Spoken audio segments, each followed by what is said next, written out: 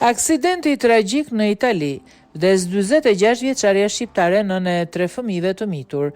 Një aksident tragjik I ka marrë jetën shqiptares Dorina Bardhi pasi u përplas me kamion në rrugën Trucasano, Itali. Mësohet se 46 vjeçaria është dërguar me urgjencë në spital, por nuk ja doli t'i mbijetonte plagëve të mara.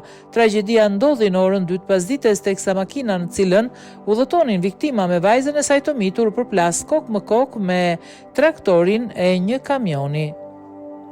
Dinamika e tragjedisë është ende duke u hetuar nga policia vendore Bashkimit të Bashkive Ada Martesana nën komandën e Salvadore Guzardo, të cilët ndodheshin në vendngjarje për orë të tëra me karabinierët dhe brigadën e zjarfikësve. Ndërkohë lajmi I tragjedisë u përhap në Trucasano dhe në veçanti Albignano, ku viktima me origjinë shqiptare dhe banuese prej vitesh në qytet jetonte me bashkëshortin dhe 3 vajzat e saj.